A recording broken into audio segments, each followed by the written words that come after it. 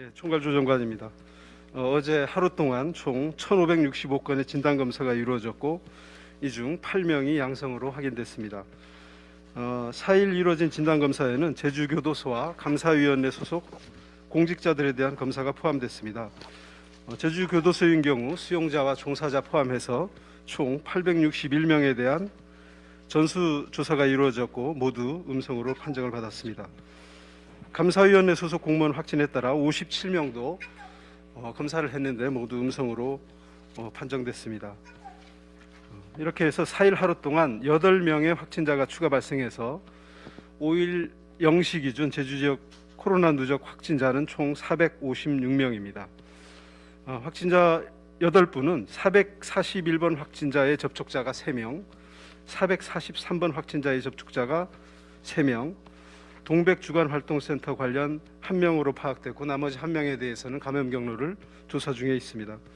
구체적으로 말씀드리면 451번, 452번, 453번 확진자는 441번 확진자의 가족입니다. 지난 3일 접촉자로 분류돼서 진단검사를 실시했고 양성 판정을 받으셨습니다. 449번, 450번, 454번 확진자는 443번 확진자와 관련이 있는데 449번과 450번 확진자는 443번 확진자의 가족이고 또 454번 확진자는 443번 확진자의 접촉자입니다. 454번은 443번 확진자가 발생하면서 검체를 채취해서 4일 오후 7시경 양성으로 확인을 받으셨습니다. 456번 확진자는 377번 확진자의 접촉자로 동백주간활동센터와 관련이 있습니다. 지난 12월 26일 377번 확진자가 확진된 이후에 격리를 진행했고 격리 해제 전 검사에서 양성 판정을 받으셨습니다. 455번 확진자의 경우에는 기침 등의 증상이 있어서 동부보건소를 방문해서 진단검사를 받은 결과 양성으로 판정받으신 분입니다. 이분에 대해서는 감염 경로 또 접촉자 세부 동선에 대한 역학조사가 진행 중에 있습니다. 어제 하루 동안 4분의 환자가 추가로 퇴원해서 지금 도내 격리 중인 환자는 총 142명이고 0시 이후 지금까지 추가 확진자는 없습니다. 아까도 잠깐 말씀드렸습니다만 우리 도는 제주교도소 내 수용자와 종사자 포함해서 총 860여 명에 대한 진단검사를 했습니다. 모두 음성 판정을 받았지만 이 시설의 특성상 중점 관리가 필요하다 그렇게 판단을 하고 있습니다. 앞으로도 상황을 예의주시하면서 교정시설들에 대한 코로나 특별관리를 추진을 합니다. 지사님께서도 오늘 아침 코로나 대응 회의에서 이 부분에 대해서 보고를 받으시고 제주교도소 측과 협의를 해서 교정시설에 대한 관리를 더욱 면밀히 하고 도민들이 우려가 없도록 관리에 철저를 기해달라는 말씀을 하셨습니다. 집단생활시설이고 또 폐쇄공간입니다. 타 지역에서 이미 집단발병의 여러 사례들이 나타나고 있습니다.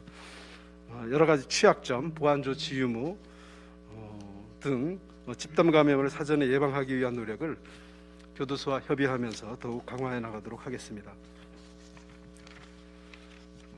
방역물품 지원도 이루어지고 있는데 제주교도소에서는 3만 매의 마스크를 배부를 지원을 해드렸고 한길정보통신학교에도 3,000부의 마스크를 배부했습니다. 또 레벨 D 방호복이라든지 이런 부분에 대한 지원도 추가 논의를 진행하고 있습니다. 한길정보통신학교 내 수용 소년과 직원에 대해서는 코로나 진단검사도 준비를 하고 있습니다. 또 교도소 내 확진자가 발생했을 때의 대응과 관련해서 위험도에 맞게 분산될 수 있도록 인원수별 또 단계별 대응 매뉴얼도 최종 검토 중에 있다는 말씀을 드립니다. 이미 법무부에 대응 매뉴얼이 있습니다. 이에 기초하면 소수 인원에 대한 확진자 발생 시에는 교도소 내 별도 격리 시설을 마련해서 관리가 되고 25명까지 소규모 집단 감염이 있었을 때는 격리 수용동을 마련해서 별도 공간으로 분리해서 관리할 계획입니다. 또 35명 이상 등 대규모 감염이 발생할 때를 대비한 대응 계획과 중증도 이상의 환자에 대한 치료와 관리에 대한 방안도 교도소와 협의를 하고 있다는 말씀을 드립니다. 앞서 확진된 제주교도소 총무과 직원과 관련해서는 자가격리자 수가 총 7명입니다. 모두 가족으로 밝혀지고 있습니다. 다음은 연말연시 지난해 12월 24일부터 1월 3일까지 연말연시 방역 강화 기간 내에 지도점검 실적과 단속 실적에 대해서 요약해서 말씀을 드리겠습니다. 요약하면 총 237건의 방역 수칙 위반 사례를 적발하고 이에 맞는 시정 조치와 과태료부과 고발 조치 등을 진행을 하고 있습니다. 지난 12월 18일 0시부로 제주형 사회적 거리두기를 2단계로 상향했고 또 24일 0시부로는 5인 이상 사적 모임 금지를 연말연시 특별방역 강화 대책의 일환으로 시행한 바 있습니다. 이후에 이렇게 강화된 방역 대책의 실효성 확보를 위해서 도, 행정시, 읍면동, 국가경찰, 자치경찰 또 관계기관들이 합동 방역 체계를 구축한 바 있습니다. 특히 중점관리시설 12종, 일반관리시설 16종을 중심으로 해서 마스크 착용 여부나 출입자 명부 작성, 또 5인 이상 사적 모임 금지 등이 실제 현장에서 어떻게 적용되는지 지속적으로 지도 점검을 하고 있습니다. 그 결과 이 기간 내에 12월 24일부터 1월 3일까지 기간 내에 중점시설, 일반관리시설, 종교시설 등 총 2만여 건의 2만 262건의 점검 실적과 237건의 방역수칙 위반 사례를 적발을 했습니다. 적발된 237건 중 228건은 1차 시정명령을 내렸고 나머지 9건에 대해서는 과태료부과 고발 조치가 진행이 됐습니다. 먼저 유흥시설의 집합금지 위반 행위에 대해서는 6건이 있었는데 고발 조치를 하고 있습니다. 또 식당과 카페의 방역수칙 위반 사례에 대해서 과태료를 2건을 부과를 하고 있고 대중교통 마스크 미착용 사례도 있었습니다. 여기에 대해서도 과태료를 부과를 하고 있습니다. 마스크 쓰기와 또 5인 이상 사적 모임 위반 사례 관련해서 보다 더 집중적인 점검이 이루어졌었는데 요약하면 총 1,772건에 대한 지도 점검과 또 신고에 따른 출동이 이루어졌습니다. 종교시설의 경우에도 총 701건의 현장 점검 과정에서 144건의 현장 시정명령을 발령했다는 말씀을 드립니다. 중점관리시설 12개 업종, 일반관리시설 16개 업종의 경우에 93건의 적발 건수가 있었는데 84건에 대한 현장 시정명령을 냈고 아까 말씀드린 대로 9건의 단속 처분이 이루어졌다는 말씀을 드립니다. 기브리핑 해드렸습니다만은 방역수칙 위반 사례인 경우에 저희들이 위험 요소에 대해서는 기동 감찰반이라든지 또 각 실국이 상시적으로 추진하고 있는 합동점검반이 능동적으로 단속을 하지만 혹 시민들의 그 신고도 중요합니다. 그래서 위반 행위를 발견하실 때는 재난안전상황실 064-710-3700번으로 신고해 주시기 바랍니다. 또 행안부가 운영하고 있는 안전신문고가 있습니다. 안전신문고 앱을 통해서도 신고를 해 주실 것을 부탁을 드립니다.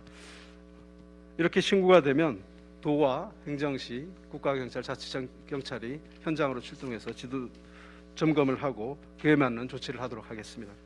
네, 도 역학조사관 이승혁입니다. 감사과 직원분 같은 경우는 확진이 3일날 됐고요. 그리고 1일날 2일이 전파기로 저희가 판단하고 있는데 해당하는 날에는 이제 휴일로 출근을 하지 않았고 12월 31일 같은 경우에는 출근을 해서 다른 이제 출장 업무를 하나 했는데 그 지역에 출장 업무를 본 이제 관공서 같은 경우도 저희가 역학조사를 진행했고 그 곳에서의 만났던 분들까지 검사를 진행하고 필요하다면 접촉자 분류를 하여서 추가적인 이제 만난 분들에 대해서 조치 다 취한 상태입니다.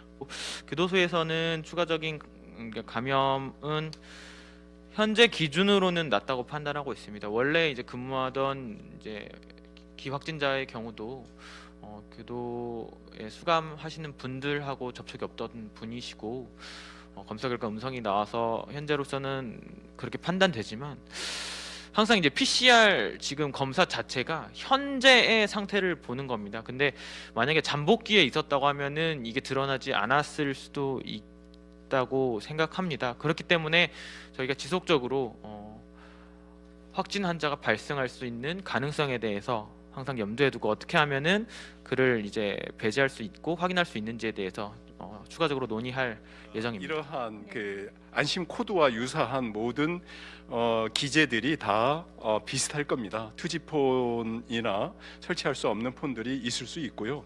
이런 부분을 보완해서 이제 직접 수기 명부를 작성하고 있고 그런 부분들은 이제 뭐 불가항력적으로 발생할 수밖에 없다는 말씀을 드리고 정보와 관련해서는 다시 한번 말씀드립니다만은 정부의 키패스는 이제 사회보장정보원과 국가기관과 네이버라는 민간 영역에서 별도 분리를 해서 저장을 하게 됩니다. 그런데 우리 그 제주 안심 코드는 민간 영역에서 절대 그 정보가 보관할 수 없게 돼 있습니다. 그래서 오직 도청만이 그 나누어서 보관하게 되기 때문에 민간 업체를 통해서 개인 정보가 나가는 일은 없습니다. 정부의 키패스에 비해서 이건 이제 추적 시스템, 역학 조사를 위한 시스템입니다. 그래서 단순하게 전자 출입 명부의 기능뿐만이 아니라 그 확진자의 접촉자 그리고 접촉자의 접촉자 N차 감염까지를 겨냥한 역학 조사, 추적을 위한 시스템입니다. 분명히 차별성이 있고 특히 제주도처럼 불특정 다수의 관광객들이 적어도 하루에 5번에서 8번 모였다 흩어지는 이러한 관광지에는 대단히 필요한 것이라고 저희들은 절실함이 있었기 때문에 개발을 했고요. 분명히 그런 부분과 약간 다르다는 것이고 지금 이제 아마 일주일이 지나가고 있기 때문에 저희가 지금 현재 앱을 깐 분이 이미 우리가 목표 인원 10만 명이었는데 8만 명이 넘고 있고 사업소도 저희가 15,000 사업소를 이제 설치하는 것을 목표로 했는데 지금 5,000개 업소가 일주일이 지나면서 지금 넘어가고 있습니다. 물론 기존에 이제 정부의 키패스가 이제 깔려 있기 때문에 다소의 혼란이 있을 수 있습니다만은 우리 그 전 공직자들이 소관 부서별로 우리가 이제 그 소관 부서별로 또 사업장들이 있습니다. 그래서 집중 계도하고 홍보하고 설치 여부에 대한 안내를 해드리고 있기 때문에 아마 그 1월 중순 뭐 정도에는 우리가 목표한 부분만큼 달성할 수 있을 거라고 생각하고 있습니다. 특히 기자님들께서 이 부분에 대해서 이건 정말 제주에 맞는 제주 안심 코드, 정말 제주도 앞으로 이제 조금이라도 단계가 완화되는 시그널이 갔을 경우 제주도에 많은 관광객들이 또 오게 됩니다. 그럼 이분들이 그때를 대비해서라도 지금 정말 좀 같이 협조를 좀 부탁드리겠습니다. 지금 많이 깔아야 됩니다. 네, 더 노력하겠습니다. 어저께 제주대학 병원을 통해서 한 분이 그 중환자가 발생했습니다.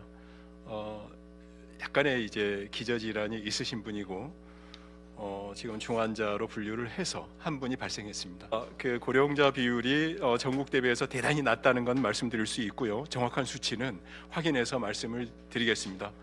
그리고 지금 중증인 분에 대해서는 나중에 확인해서 말씀을 드리도록 하겠습니다. 네, 수고하셨습니다.